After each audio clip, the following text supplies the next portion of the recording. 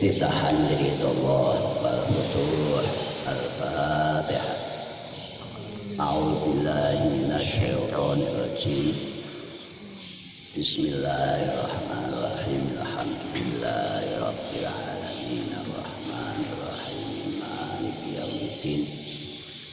إياك نعبد وإياك نستعين اهدنا الصراط المستقيم صراط الذين أنعمت عليهم غير المغضوب عليهم ولا الضالين.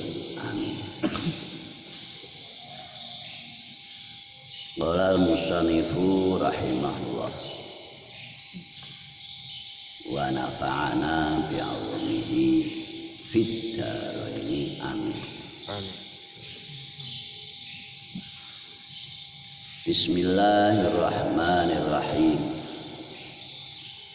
Ini keterangan ngandhape dereng kula waos nembe dugi keterangan nami-nami rawahu Ahmad, rawahu Abu Ya'la wal Bazar ila anahu qala angin setuhune Imam Bazar ngendikaken fa sya'a makana siqa nggih fa sya'a makana siqa fa sya'a maka sumebar makana siqa ing panggonan ni aweh minuman kadang nyirami siqa sakoya nyirami maksude wingi bahas masalah wong diwehi kepercayaan, wong diwehi amanat penggawean bisa melaksanakan dengan jujur niki berakibat atau diparingi ganjaran pembalasan. Bahwa wong sing dipercaya lan bisa bertanggung jawab niki dados tiyang sing mendapatkan anugrahan, mendapatkan kenikmatan.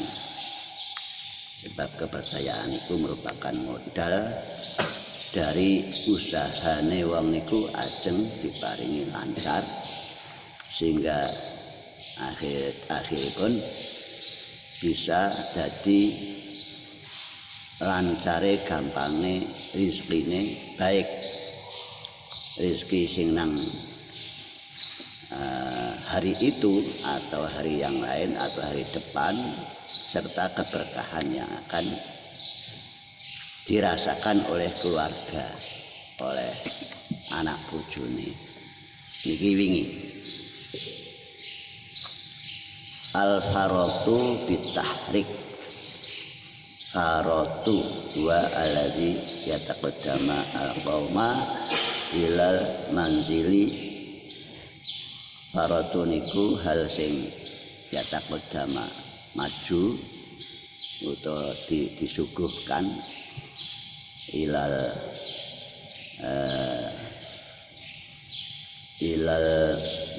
manzili maring derajat. Dadi wong sing dipercaya kuwi bisa menambah nilai derajat ki nilai penghargaan. Iki nek ngaos hari ini awalnya hanya menjelaskan wingi keterangan-keterangan sing pun diwaos wingi. Terus wal hijazu wal hujzu bidomil ha hujzu wa fathil jim hujazu maknane jamu hijzatin bisukunin jim wa huwa muqaddul izar.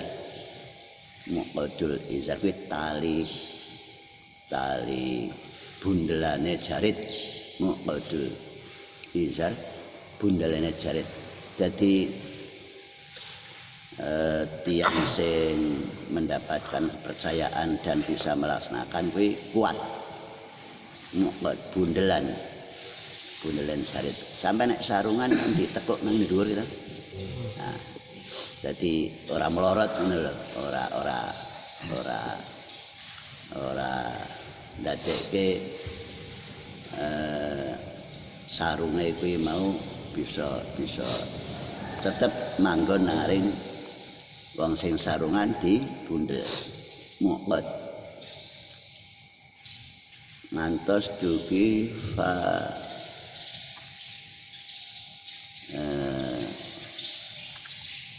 kata wala hamhamah wala hamhamatu biha aini muhmalataini maftuhataini hamhamah wa sautul faros suara jaran sing wingi tak terjemahkan maknane bengingeh gitu bengingeh suara jaran bengingeh nek wedhus napa ngembek nggih ngembek terus wal qasa'u musallasah qasa'u musalahatul qaf wa bi fathi shin mu'jamah wa huna al-qurbah al-yabisah qurbah wi ciduk yabisah teles jadi wong sing ana sing menggambarkan wong sing dipercaya sing kon nglakoni pegawean sing oleh upah ae kaya wadah ciduk sing teles artinya teles kuwi ya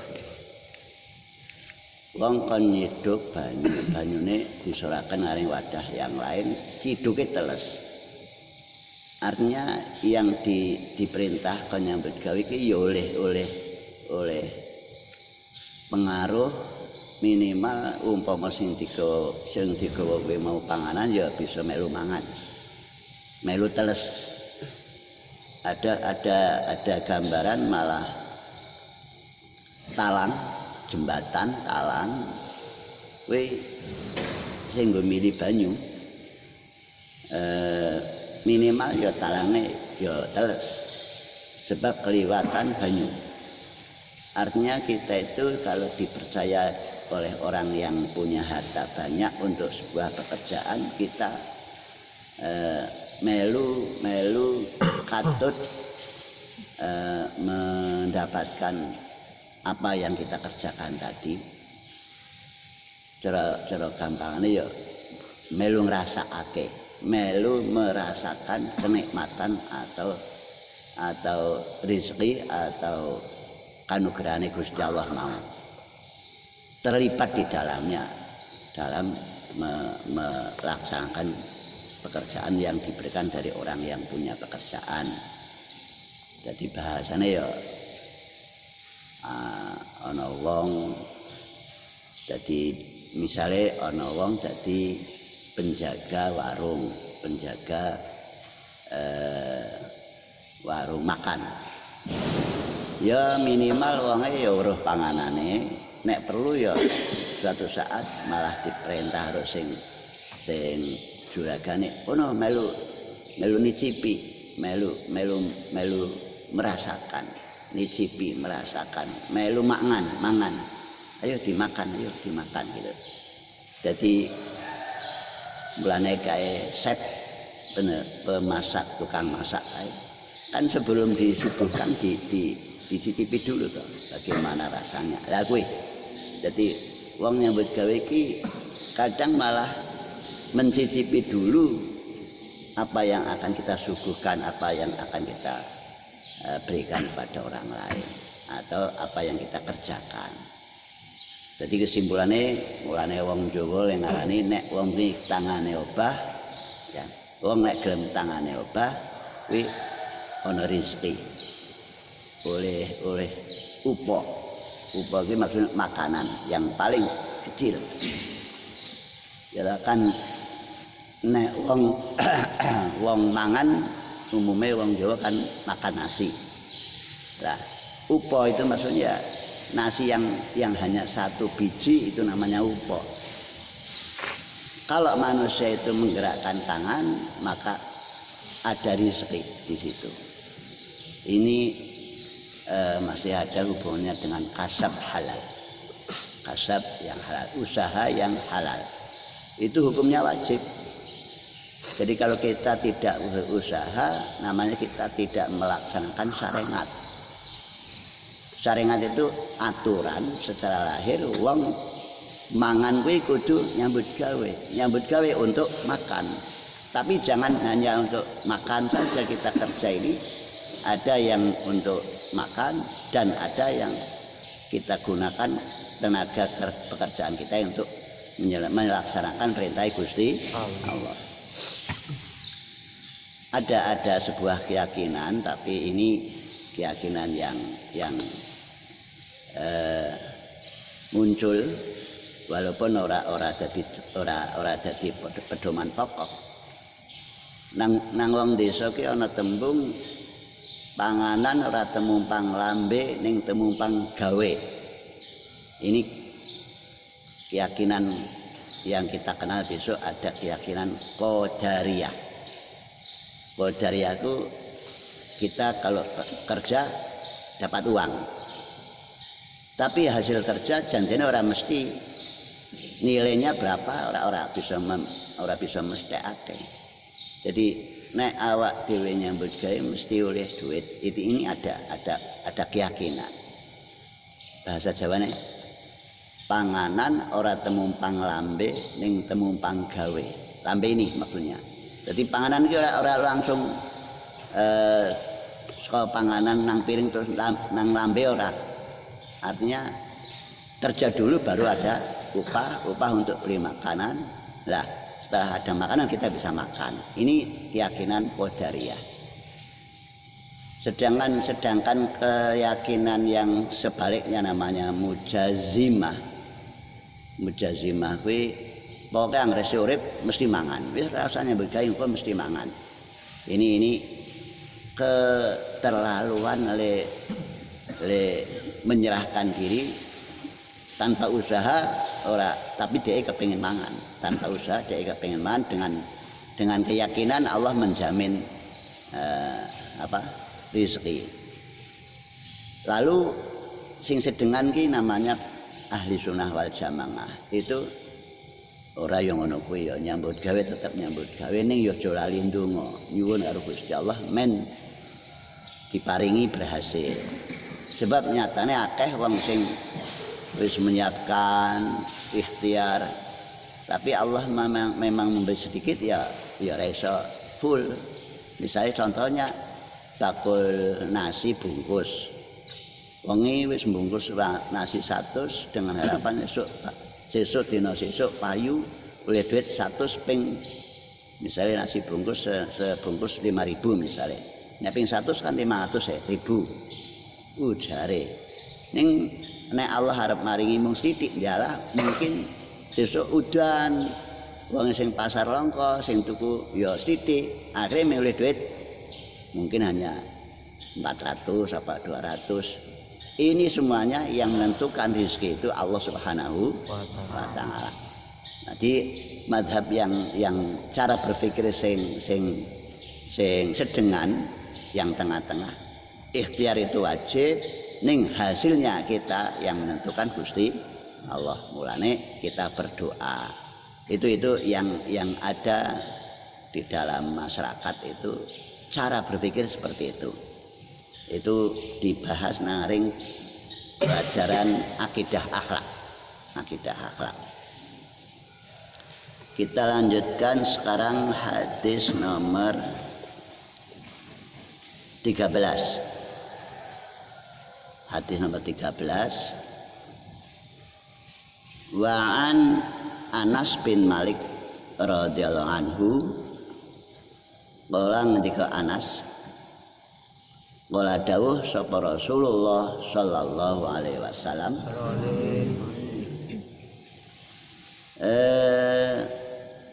al-mu'tadi fi shadaqati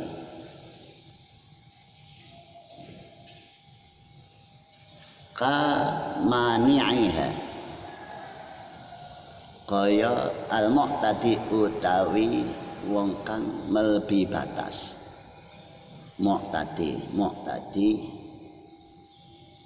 wong melebihi batas utawa wong sing keterlaluan. Dadi wong sing keterlaluan lek aweh sedekah itu fi sedekah ing dalam aweh sedekah iku kamani'iha kaya wong sing nolak sedekah, sing ora gelem aweh sedekah. Wong sing sedekahe keterlaluan itu tidak menggunakan ukuran, orang nganggo aturan, orang nganggo perhitungan. Cara wong Jawa sedekah sing melebihi batas kuwi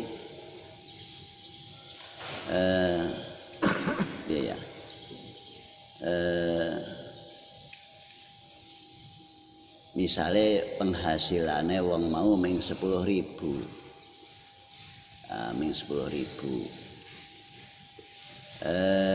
tetapi melebihi batas di sini yang dimaksud kan wong punya kebutuhan itu pasti, orang punya kebutuhan pasti. Nah, orang yang kebutuhannya pasti tapi golek aweh sedekah tidak disesuaikan dengan kebutuhan, seperti orang yang tidak mau aweh sedekah.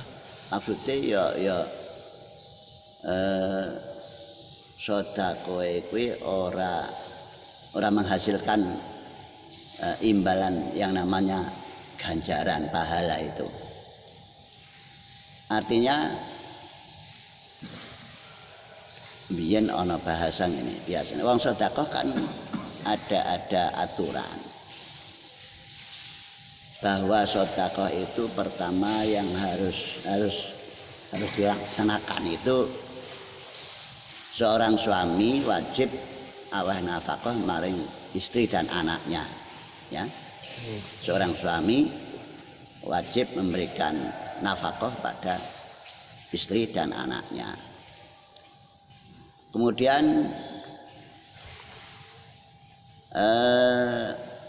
misalnya dengan uang sehari istri 1 anak 2 50 lah, misalnya 50 untuk makan 1 hari. Lah kok golek aweh sedekah 40.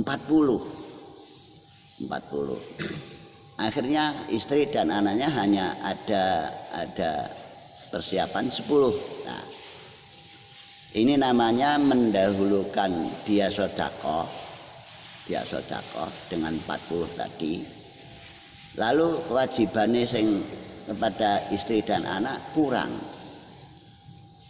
Mendahulukan sedekah kepada orang lain, meninggalkan kewajiban kepada istri dan anak, ini akhirnya ya piye ya, wong cara bahasa Jawa ana istilah golek uceng kelangan deleg.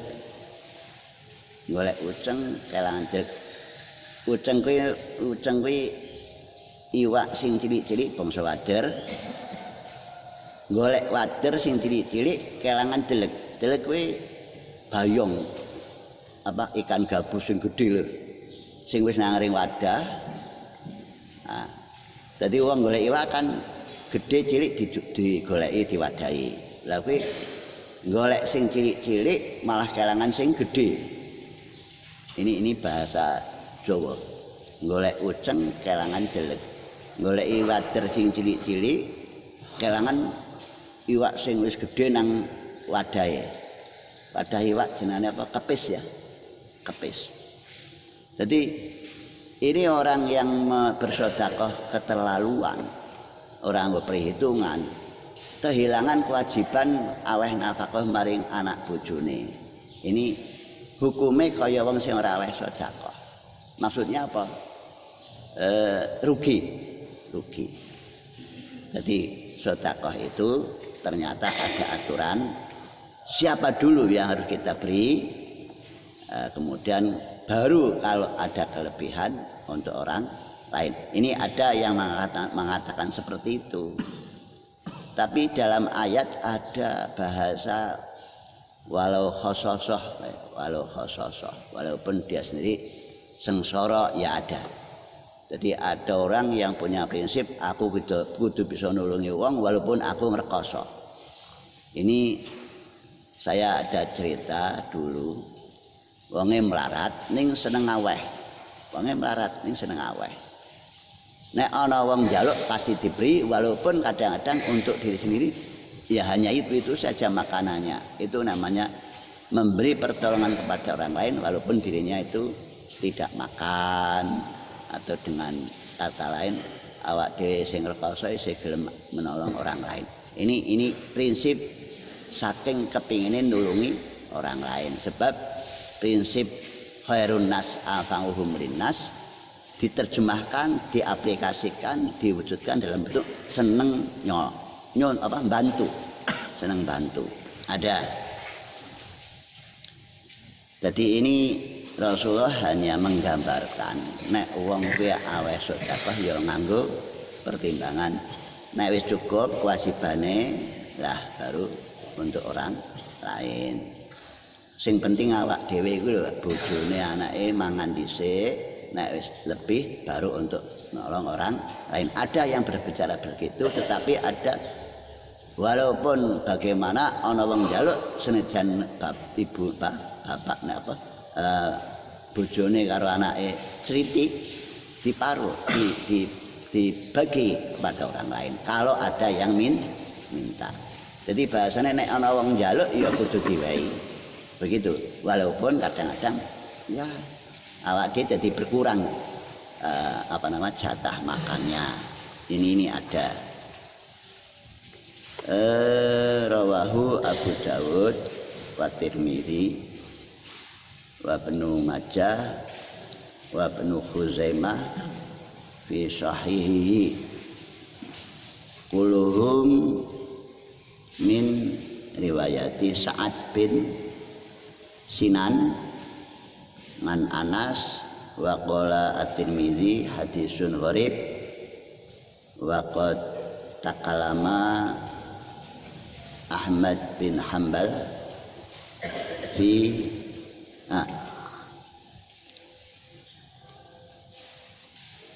Sa'id bin Sinan tsumma qala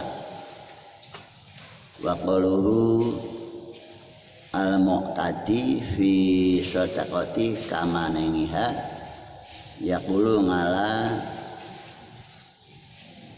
al-mu'tadi minal ismi.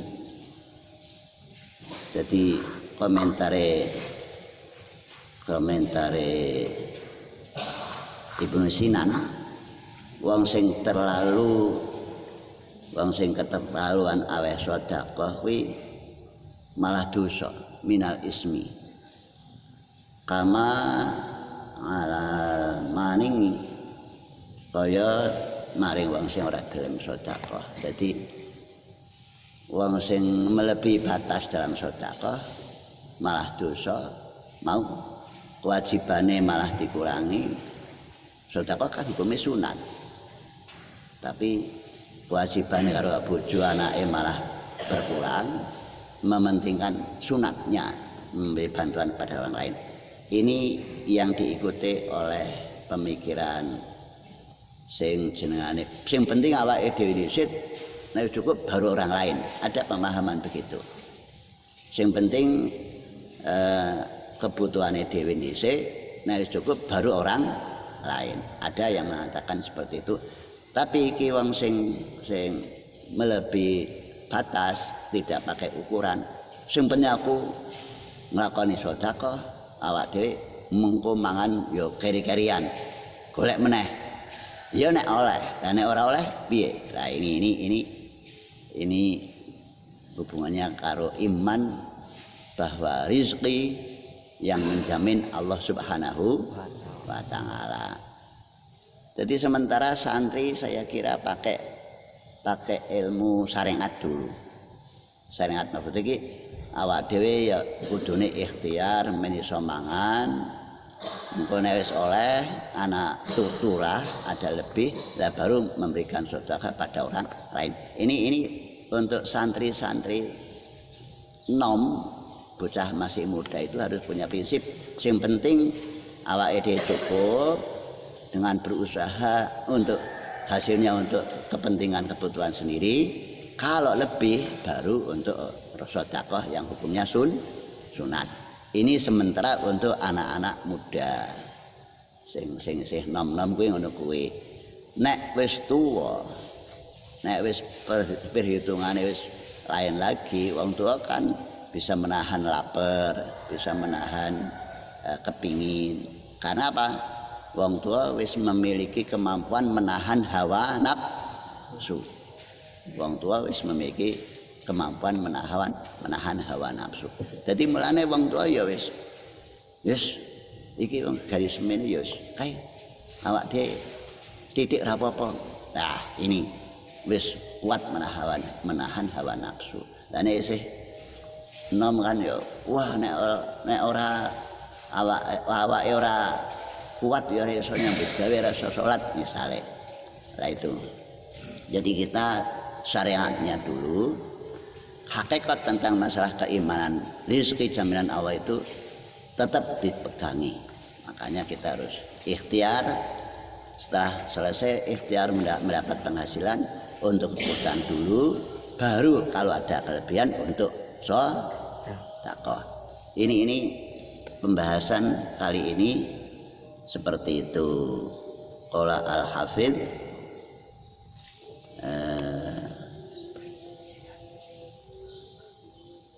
Qala al-Hafidz wa Sa'ad bin Sinan wa wasiqun kama sayati. Ini komentarnya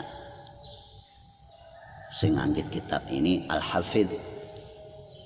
Ternyata Ibnu Sinan itu orang yang dapat dipercaya. Orang yang dapat dipercaya.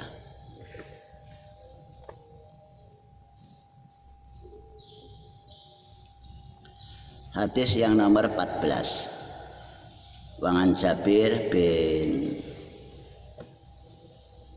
Ayas bin Atik radhiyallahu anhu anna Rasulullah sallallahu alaihi wasallam qala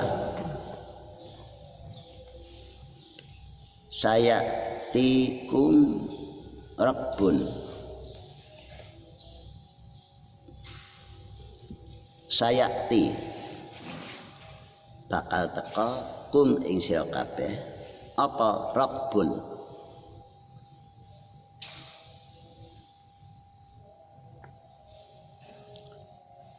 penunggang kendaraan, rombongan tapi pakai kendaraan. Mabhusuna mubaghusuna nggih.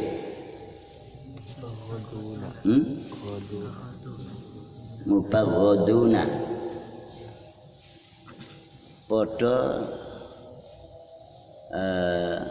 dibendoni, dibenci.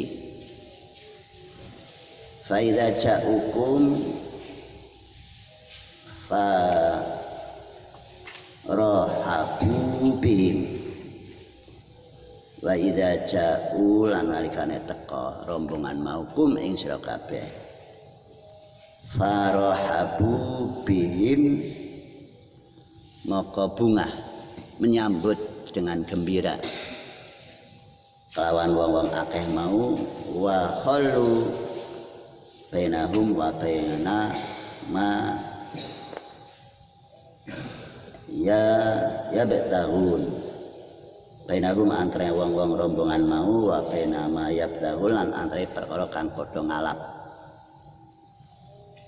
perkara kang padha ngalap fa iza atalu maka nalika padha fa iza atalu bener fa iza atalu maka nalika padha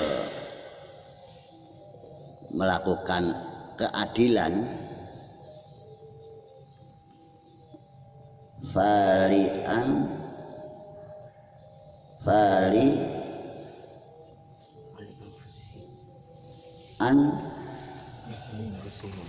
anfusihim fali anfusihim maka kadhe awak dheweke rombongan mau wa indolamu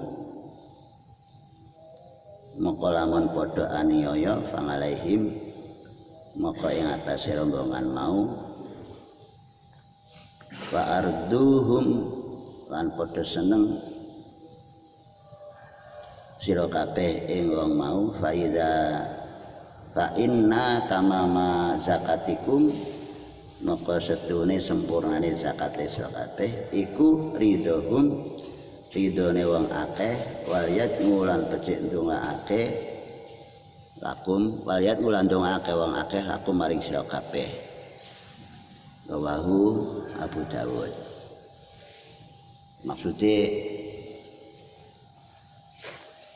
Nabi Muhammad SAW itu memberikan semacam wacana cara berpikir sesuk akeh wong teka secara bergerombol rombongan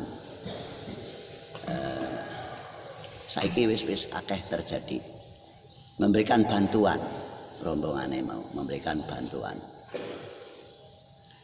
nek rombongane mau teka rombongane kuwi mau nggawa bantuan wonge seneng tapi nek wonge ora weh bantuan wah ya wis teko ngene kok ora weh bantuan ora usah teko wae itu maksudnya benci itu begitu ngopo teko-teko kok ora weh nah, artinya pada suatu saat orang itu lebih suka mendapatkan bantuan daripada membantu ngono maksudnya ini sudah terjadi ya saiki lah wong iki apa kae BLT apa BLT ya bantuan langsung tunai kan pemerintah kemarin ada menyelenggarakan bantuan langsung tunai wonge pada berbondong-bondong nganti begini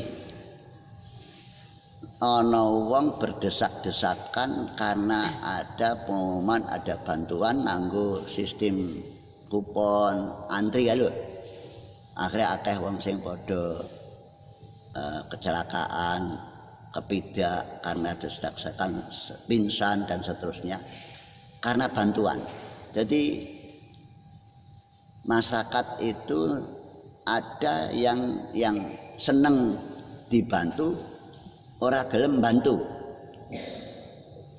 biasanya masyarakat yang seneng dibantu ki masyarakat sing orang menilai miskin padahal pengertian miskin menurut orang Islam ini kan ada pemahaman yang bermacam-macam.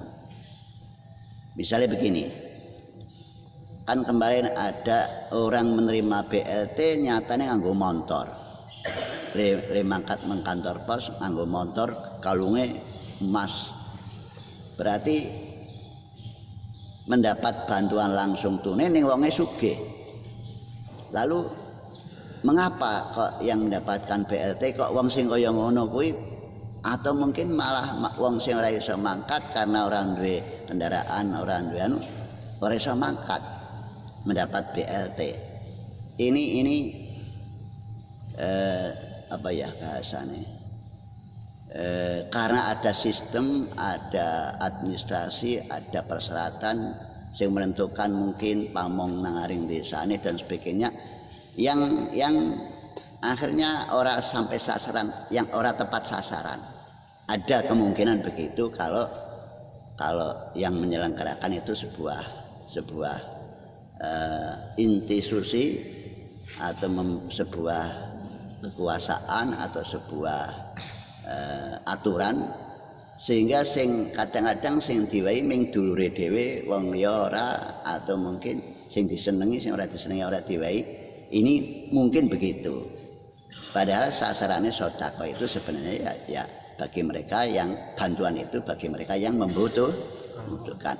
Untuk menentukan wong kuwi butuh apa ora ki janjane sing paling cedhak ki tanggane. Itu bukan pamongnya tapi tanggane, RT-ne, RW-ne itu. Lah, saya tidak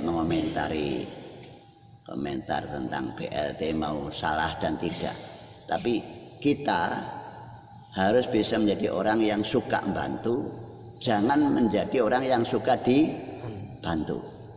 Ya, kita jadilah orang yang suka membantu, jangan jadi orang yang suka dibantu. Berarti kita ingin jadi orang yang mampu, jangan sampai jadi orang yang tidak mampu. Bagaimana kita bisa mampu? Kemarin saya menjelaskan usaha wong golek duit kuwi telu. Jadilah petani atau dagang atau buruh.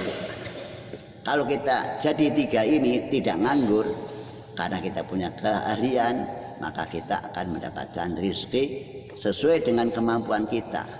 Sesuai dengan kemampuan kita atau sesuai dengan ilmu yang kita miliki. Mudah-mudahan santri ini semuanya punya prinsip tiga ini dan mendapatkan rezeki lantarane nyambut tani ya, atau dagang atau buruh. Jadi buruh itu kan ada yang kasar, ada yang halus. Buruh kasar mikul, yang halus kita jadi mungkin buruh yang halus itu pakai dasi, pakai jas, pakai sepatu, ini janjane buruh nang kantor, mungkin naring perusahaan, itu buruh halus. Nah buruh sing kasar, mikul, macul, ya itulah. Jadi tukang batu. Sing penting kita kerja, jangan nganggur. Ini prinsipnya. Sebab wong sing nyambut gawe, Kanjeng Nabi perintah, i'malu ala syakilatikum. Kerjalah sesuai dengan bakat, bentuk kemampuan kamu sendiri-sendiri. Syakilah itu maknanya keahlianmu lah. Kamu ahli apa? Silahkan, yang penting kita kerja. I'malu ana amilun. Saya juga kerja. Nabi begitu. Kerjalah. Nabi juga kerja. Pekerjaan Nabi waktu masih muda angon wedhus. Setelah dewasa membantu jadi penjual di Syam, menjualkan dagangannya Siti Khadijah ya. Karena dia berprestasi, lalu dia dipet bojo naring Siti Khadijah. Dengan hartanya Siti Khadijah berjuang sehingga akhirnya Nabi mendapatkan keberhasilan apa yang dicita-citakan, yaitu menjadi orang yang dapat dicontoh oleh umatnya. Hadis nomor 14 selesai, kemudian rawahu Abu Daud. Sekarang faslun nomor 15. Wa an Uqbah bin Amir radhiyallahu anhu, ana usai Uqbah iku sami ngamiran Rasulullah sallallahu alaihi wasallam. Ya kulo ngendika Rasulullah la yadkhulu sahibu muksin al jannata layat hulu orang mlebu sapa sahibu muksin wong sing tukang malak tukang palak muksin diterjemahkan nang wong Jawa mupubeo tukang njaluk duit nang dalan nek ana wong liwat terkenal dengan apa kayak cepek apa polisi cepek wong sing tukang njaluk duit wong liwat retribusi ya nek cara nang aring desa kae retribusi. Tapi yang dimaksud ini muksin ini tukang pala ini liar maksudnya loh. Sing terkenal dengan nama pungli ya, pungutan liar. Wong tukang njaluk duit nang wong liwat dalam rangka katanya jaminan keamanan dan sebagainya. Tapi liar, orang-orang resmi itu nggak bisa masuk surga. Al jannata ing swarga. Qala ngendika Yazid bin Harun yakni al asyaru.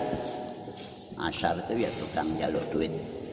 Tukang jaluk duit sing terkenal dengan polisi cepek apa tapi saiki wonge wis cerdas kae polisi cepek kuwi diwehi alhamdulillah ora diwehi ora apa-apa wonge isih tetep kon liwat tapi ada memang orang suka njaluk duit wong liwat sing terkenal dengan preman ya istilahnya preman.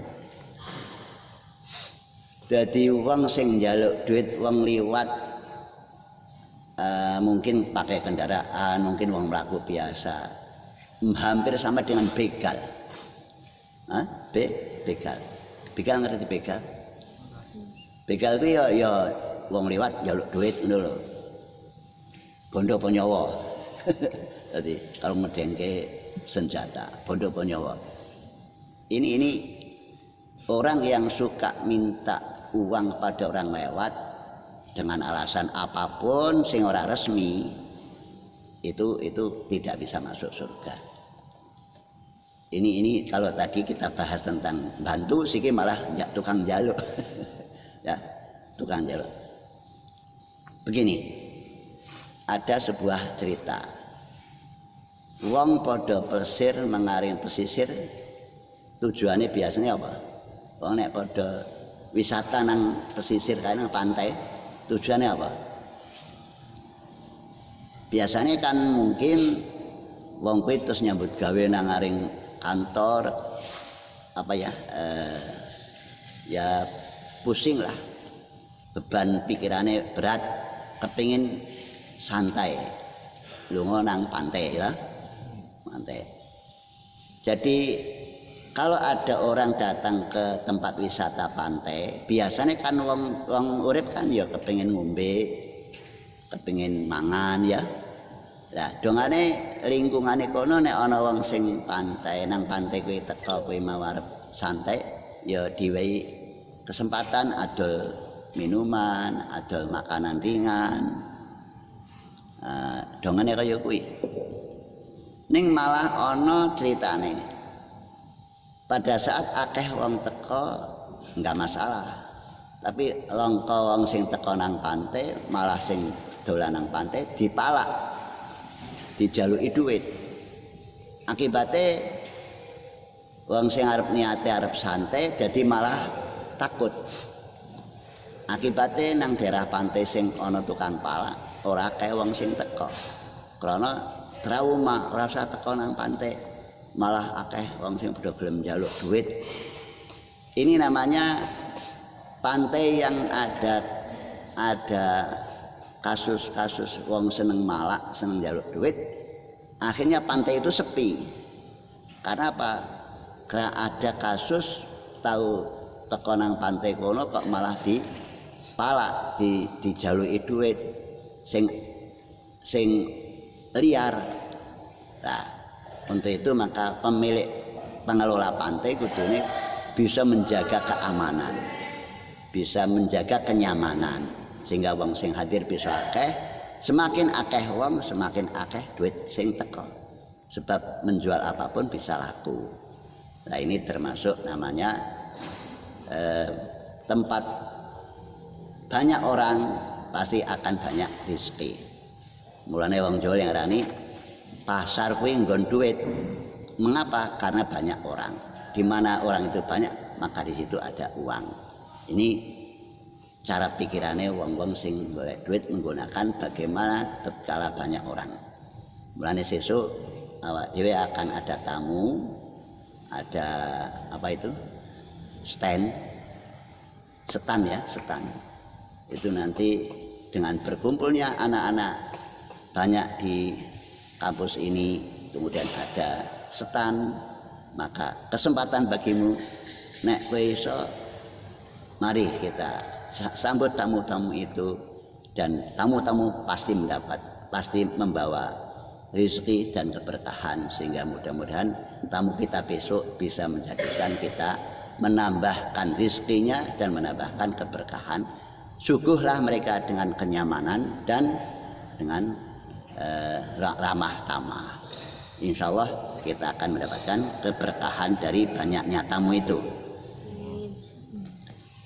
Rawahu Abu Dawud wa Ibnu Khuzaimah fi Sahihi wal Hakim kulluhum min riwayati Muhammad bin Ishaq wa qala al Hakim sahihun ala sati Muslim pada qala Muslim inama kharaja li Muhammadin bin Ishaq minal mutabangati qala al-Baghawi yuridu bi sahibil muksi, sing dimaksud wong sing tukang njaluk mau alladzi wong yakhudhu kang jupuk minatu jar saking pedagang idza maru nalika liwat malih ngatasé wong sing njaluk muksan bi ismil musri, njaluk duit sing diarani musri. Musri kuwi njaluk sebagian 1/10 atau bagaimana. Ini nama lain dari tukang palak, namanya usar. Bahasa Arab, bahasa Jawane ya njaluk duit. Ya bahasane njaluk duit sing nilainya ming paling-paling ya sekitar 2.000 apa 5.000. Bagi orang yang naik kendaraan mesti kan duit akeh. Duit 2.000, 5.000 ki dianggap sedikit. Tetapi kalau saat yang lewat sehari 100 kan jadi 200 kali 5.000. Nah ini akhirnya mendapatkan uang banyak, tetapi tidak menggunakan karena kerja, tetapi karena minta-minta tadi. Jadi bahasanya janjane wong Islam karpe aja seneng njaluk. Karpe seneng wong Islam seneng bantu. Dengan banyak membantu kita akan mendapatkan apa yang kita berikan itu menjadi pembalasan Allah. Pembalasan Allah jelas. Allah kuwi nek maring rezeki wong sing nyambut gawe gabah siji nek tukul dadi wit 7, setiap satu batang padi 100 gabah. Berarti Allah kalau mau membalas orang yang mau kerja, modalnya gabah siji bisa dibalas dengan 700 gabah. Ini gambaran Al-Quran memberikan pahala kepada orang yang mau bersedekah. Pagi ini sampai di situ dulu. Besok kita lanjutkan. Mudah-mudahan kita bisa menjadi orang yang suka membantu. Allahumma amin. Mari kita akhiri dengan baca hamdalah. Alhamdulillahirabbil alamin.